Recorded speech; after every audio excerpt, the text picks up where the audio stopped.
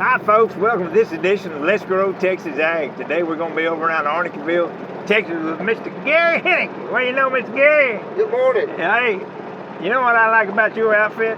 What's that? You got a dog called Tex. Yeah. Yep, I'll guarantee you, but Gary and Shirley Henneke out here at Henneke Farms, they make a farm do lots of different things. We're going to take an inside look at it here in just a little bit, so y'all stay tuned. Don't go nowhere. We'll see you in just a minute on Let's Grow Texas Ag.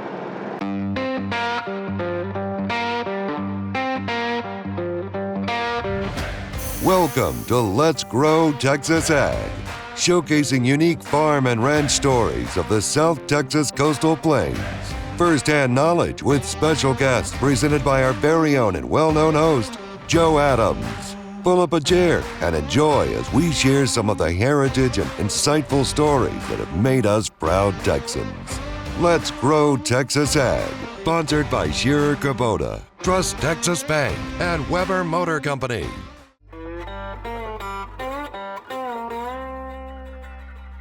But here's our cattle. I moved them into this section this morning. And they'll stay here a little bit longer because there's not as much growth. I'll be putting out some hay later so they have additional forage. And all your cattle are British white. British white are mostly British white. Yeah. And of course we have visiting hogs too that come out here. Have the wild hogs been a problem for your domesticated hogs?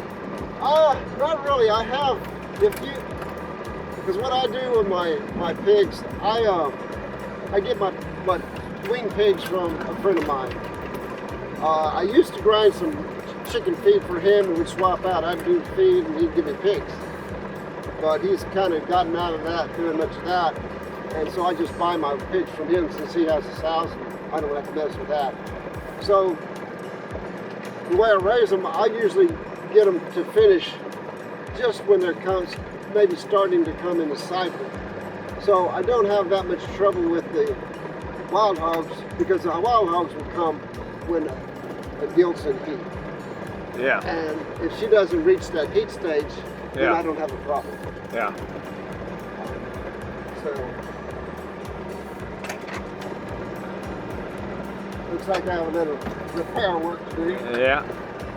Oh, you ain't never gonna get through. Oh no, I can need to clean this brush off because that's one thing that pulls down a electric fence's brush, but the other side of that, when your cattle or whatever you got are used to it, yeah. A lot of times the only thing they gotta do is see it. That's right, and that's sometimes the temptation is to not make it hot, but I use the reels a lot when I need to move. If I get an animal out or cow in some spot, I'll hook up a little reel and just run that out and make a little pin right there and to move her along. And it works pretty darn good most of the time. The calves are the ones they're always the one that test everything. But if a calf gets out underneath the electric lights in the middle of the pasture, it's going to come back to its mama. Yeah, that's exactly. It still wants its mama. So, and it doesn't hurt a calf. If they get out, they need a little bit more protein or a little bit better quality grass than what that mama cow needs. Yeah. Because they're in the growing mode. There's my Barbado sheep with their lambs.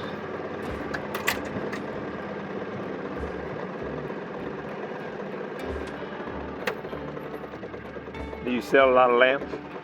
No, because the coyotes usually get them, but that's why I'm putting them in here now. I was gonna say you got them in a pretty good spot now. Yeah, I need to rotate them. That's what I was saying earlier. I want to move these up towards my house to where I can put that other one, introduce them to them, and hopefully get them back with these here because he needs to be with his own kind.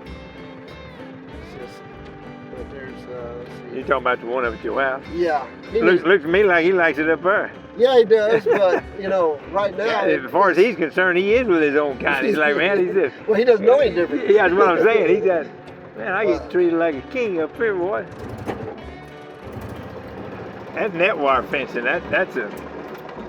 It's a good tool. Yeah, it is. This particular one is what they call positive negative. Because in dry ground, if you just have them all positive, you don't always get shot. Yeah. But that one, you have hot ground. Yeah. So they touch two of those wires, they're going to get popped. Yeah. Hey folks, don't go nowhere. We'll be right back with more Let's Grow Texas Ag.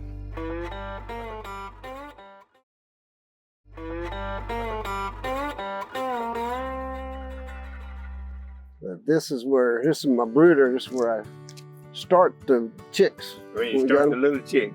And this batch just came in this morning. These are some little pullets that'll be layers when they get bigger. Yeah, you just got these this morning. Mm-hmm. Walk us through where do they go from here? How long are they going to take them to become productive? Now these birds, these hens, these layers, they'll take around 5 months before they start laying. So we start them off in this brooder, and these will be in here till they feather out good. And which on these type birds is probably going to be 4 to 6 weeks. And from here, they'll be moved outside into a pen. And my meat birds, they'll start off, and my turkeys, they'll all start off in here the same way. They stay in here different times for the different birds. My broilers, my meat birds, they'll be in here for about 3 weeks. And then they moved outside. My turkeys will be in here probably close to 2 months. And then they'll be moved out. So from this point, then we'll step out across the pasture here to see the pen they go in after they move out of the brooder. Because the birds have to stay warm till they get the feathers on. Yeah. They take, and turkeys need it a little warmer. Of course, they're usually in the summer where it's not so cold anyway, but that's why I do most of my birds not during the winters because of the cold. Yeah. Because once they go outside, they don't have protection or unless it gets really bad. That's why I don't do them in winter. So these here in 5 months, they'll join. They'll be in production for fresh eggs. Right, and then after they're starting, they're probably about 4.5 months. Then I'll move them with my older hens. Yeah. But I can't move them out there too young because the older hens will pick on them too much. But this is my pen that once the birds come out of the brooder, whether it's the meat birds, the hens, or the turkey, they go into a pen like this. And this pen gets moved daily. Wow. And I have a bucket here that I fill with water in my feed trough. And they move across the ground, they fertilize as they go, they eat bugs, they eat plants, they get a natural diet. So basically you take all your poultry, you try to put it in fresh ground every day. Yes, it is. And there may be, like some of my poults, those birds that we have right now, the young ones, they may not get moved daily throughout. Once they get large enough, I will open this up and have a netting around them so they have a bigger area. And this will actually stay still. But anyway, the broilers, once they come out here, from the time I get them to when I butcher them is about 7 weeks. And it's pretty quick turnaround. It is on those. They're a hybrid, fast-growing bird, and so the turnaround's quicker on them because they're bred up. Yeah. I do mix my own feed, so I know what goes into it. But the biggest difference is the green stuff and the bugs. I mean, anybody can put them in the house and feed them stuff, but the diet's different and the flavor's different from the meat. That's cool. You raise a lot of honey too, don't you? I have, it depends on the year. This last year was very good. I've got 10 hives, and I do the same. You know, a lot of places you see an apiary and then you got a bunch of hives there. Well, my view of things is not concentrating everything. Yeah. So my hive, you'll see 2 hives down here, or a hive here, got a hive over there. We'll see a couple hives later on. They're all spread out. Yeah. Because concentration invites parasites and problems. You spread it out, you don't get rid of all the problems, but you don't compound them. Yeah, well, that makes sense. Interesting deal. And you know, one of the most amazing deals about bees It all starts with bees. Oh, yeah. I mean, it's kind of probably one of the single most things that got to happen in agriculture is bees. Yeah. But another thing is everybody's familiar with honeybees. Yeah. But there's many other bees that are very good pollinators, and other insects and birds that pollinate a lot too, that maybe aren't as recognized by people. But the native pollinators that are out here, they do a lot themselves. So we need them too. Just tell them to keep on trucking. Yeah. So now we can move on down here to where my layers are at. But anyway, this is where my pullets come after they get up to about 4.5 months of age. I will introduce them to my other hens, my older hens. And I have this electric netting around here to keep the ground varmints out. Does it work? Works pretty good. There's sometimes something can slip under, like if the grass is high or use a hole or something, but it's very, very effective. I mean, I'm going to lose some to varmints once in a while, but between the electric fence and my dog, it's reduced my losses a whole lot.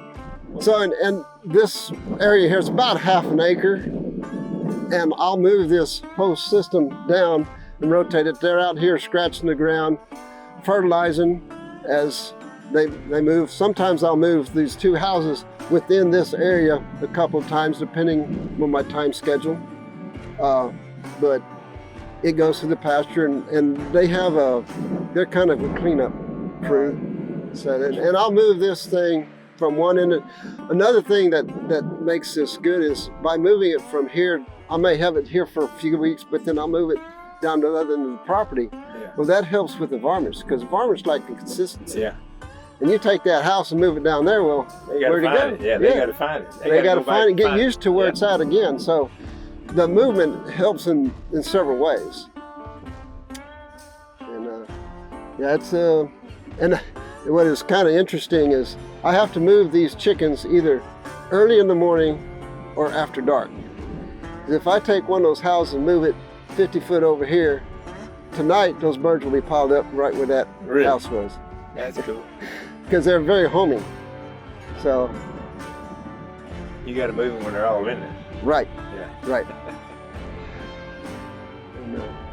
Very interesting alternative to all things in agriculture.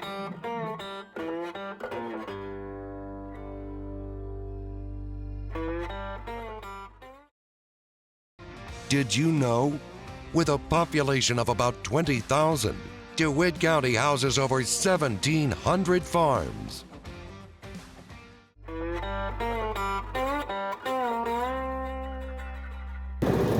That's where I used to have my hog farrowing house years ago. And that's my compost pile where I compost the offal and the feathers and the blood from my butchering. And so it just goes back into the soil. Yeah. And then I can use that. I used a lot of it in my garden when I was planting more of a garden, but I'll spread it. I use it for. I don't know when you'd have time to tend to a garden. I'll tell you what, garden takes a lot of time. Woo! So I appreciate the folks down at the farmers market. Yeah, no, I'll guarantee you one thing. I use that too. Like I've got all these plastic lines with valves. In the wintertime when it's cold, a lot of times I'll scoop it out and I'll go haul it up on top of them valves, insulate it, keep it from freezing. Yeah, because it'll generate its own heat. Yeah, well, and plus it's insulation. Yeah. And then when it's summertime, you scatter it out. It's good for the ground. So. I imagine you put it on there, get it a little bit wet, and all of a sudden that thing is getting hot from the inside out. Yeah, it'll warm up. Yeah. That's actually a pretty smart idea. You know it? But when we're going to have a long cold spell, like we've had like in 21, I'll go ahead and shut this section off and drain open valves. Because those ball valves, if you leave them closed, even though you drain the line, they'll pop. Oh, but if you leave it open, they don't have that side water, and they'll be all right. But, so I've got this filled. I've got 4 petition fences in this area, and I've got a water line running in the first one which feeds both sides here, and this next one on the other side where those little, see that one taller white hole? That's my marker for my valve so I can find it. Yeah. And so then I feed both those sections with that water line that runs the length of that fence. And another thing that I've got here, let's see if maybe we get past this tree and see one of them. I had one up there, I don't know if you noticed it. They got bat houses. Yeah. And they eat lots of insects. Oh yeah. And one thing that was really amazing to me over the years when I started doing all this stuff, we'll go back to this field where I got these calves, but that field's about 5 acres, and it's got a line of trees on both sides. And anyway, I put them in to this end up here, and the cattle will be full of flies. And they'll be in there 4 days, and they come out and there are no flies. What happened to flies? I mean, it's great, but what happened to them? Yeah. And I noticed this for several times when I was running them through there. And then one time I was out there and I saw these birds flying. And what it is mud swallows. Yeah. They clean up the flies. Yeah. And I mean, it's amazing. So that's why I have Morton houses, because they're similar to the swallows. Yeah. And it's amazing. When we have flies around and we put the cattle by where those birds are, and the birds will come, the bridge up here at 236, not very far from here, where they have a lot of nests, and they can help us out a whole lot. Yeah. That's very cool. But this is that field that, I mean, it was amazing. There would not be a fly on them cattle for nothing like it. But anyway, that's about the end of the place. It's kind of longer than it is. Yeah, it's a very cool deal. And another thing that we see a lot out here is the dung beetles. Yeah. Not this time of year, but in the spring and the summer, when you have the moisture, I mean, it's cow piles. You go out there and when there's a lot of them, you don't see much cow piles after a few days. Yeah. And if the chickens are around, they're going to tear them up too. Yeah. But there was one year in that big field up there, I was still working there and I was moving my cattle every day. A lot of times it was at night. And I was out one night and I started moving lines and heard a bunch of buzzing. I thought, God dog, there's some bees around here. And then one of the cows jumped. I thought, God dang, must be some bees or something here. Well, it happened a couple nights on me. What it was, there were so many dung beetles. Yeah. That year was a good year for them, and the moisture was right and everything. It was just a hump. Those things there are one of the most amazing animals of nature to me. And beneficial. Creatures, yeah. I mean, it's just like, and just, you know, if you think you got a rough job, Yeah. you know? Latin buzzards. Yeah. But, you know, you stop and think about one of them old dung beetles that roll manure into a perfectly round ball. Yeah. And then, you know, if they got one of them that's having a little hard time, another one will come up there and help him get it over the hump, and maybe he's going uphill, going over a hump, whatever. It's just kind of amazing the way that stuff. Well, how did they roll it in when they're going backwards? I don't know. I don't know, and the thing ends up being 3 or 4 times bigger than they are. Yeah. I'm like, kind of crazy. You know, and all those things, all they're putting that organic matter in the soil, and it just helps the soil. And then it reduces your parasite load. But I mean, nature has worked for a long time. Yeah.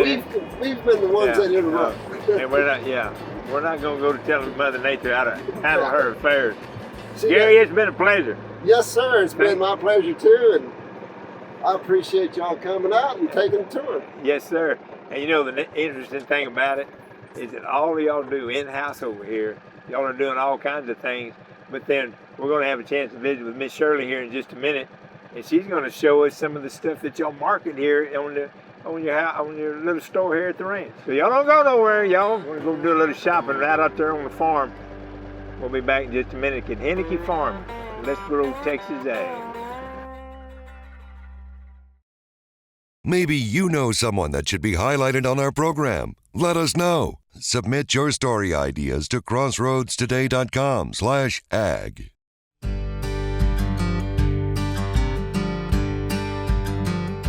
Mr. Gary, I certainly do appreciate the tour around the farm. Well, you're welcome. You got a lot of stuff going on around here, man. Yep, we stay busy, that's for sure. Well, I get it, but you know what? Every outfit's got a boss. Miss Shirley, how are you? Good. You know, and you got to have a way to market everything. So, you know, it's like, you know, if you really and truly want to get off the beaten path, you need to come out here on Henneke Road, because I can tell you Miss Shirley's got a store out here. It's kind of like the general store. You got everything you guys do. What all you got in there? We have pickles, salsa, garlic, honey.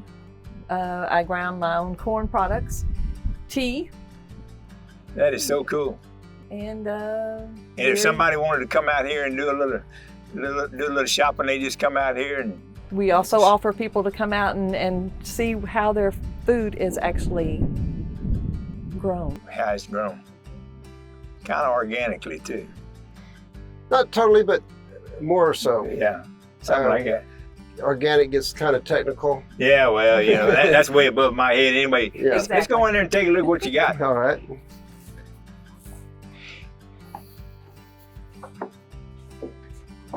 Come on, Mr. Gary. So if you fella wanted to come in here and do a little shopping, say he wanted to get a deal of these pickles, and you make everything. I do. That is so cool. Those were actually a mistake. A And they're one mistake? of- A mistake, and they're one of my top sellers. Well, you just sold this bottle right here, I promise you. Because I love pickles and your garlic. Tell us what all you got. Okay, we do regular and spicy. I also do vanilla. It takes a year to get vanilla done. The corn, we go to Elegant and pick that up. That's the only place we can get organic corn in not so huge quantities. And then I mill it myself. We have teas that I add flavors to. I make my own cornbread mix. There you We go. have 3 different ones. We have a gluten-free one as well. And then back here, I even make a laundry soap. Oh, wow. We do the cowboy candies. Ah, We also do 5 flavors of salsa. And we have mild, spicy, oh mama, bite me, and hot damn. hot damn. That's one I want right there. And then we have a few jellies left. We have apple butter. We have cantaloupe. Lady asked if I made cantaloupe, and I didn't. So we now make cantaloupe. We have a Christmas cranberry sauce. That's all that's left this year. One Christmas delight, peach, strawberry. We do different berries. Then we have the hot pepper jellies. We have pineapple habanero, strawberry pineapple habanero we're completely out of. Peach jalapeno and strawberry jalapeno. And y'all make everything in-house. Mhm. Just bring it out here, and whoever wants to come by, they want to do a little shopping, they just come by here. Well, and do we it. go to farmers market on Wednesdays and Saturdays in Victoria. And as far as the stuff that y'all process in-house, Gary, what all do y'all process? As far as the meats, Yep. I have grass-fed beef. I have pasture-raised pork, poultry, turkeys, and broilers, and also laying hens. I have at times lambs when the coyotes aren't so bad.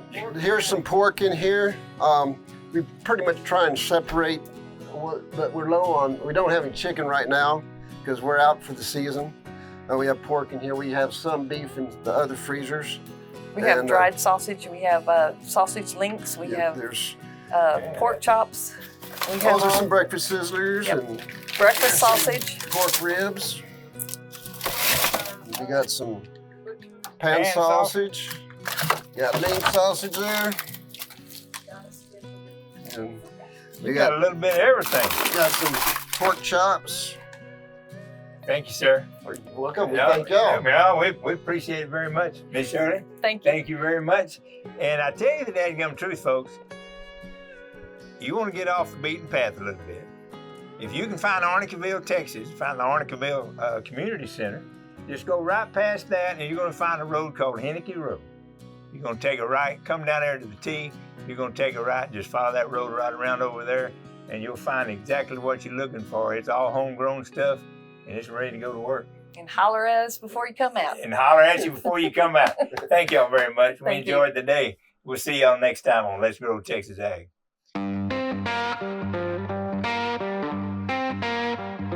You've been watching Let's Grow Texas Ag, sponsored by Shearer Kubota, Trust Texas Bank, and Weber Motor Company. Visit our website for more information and program schedules.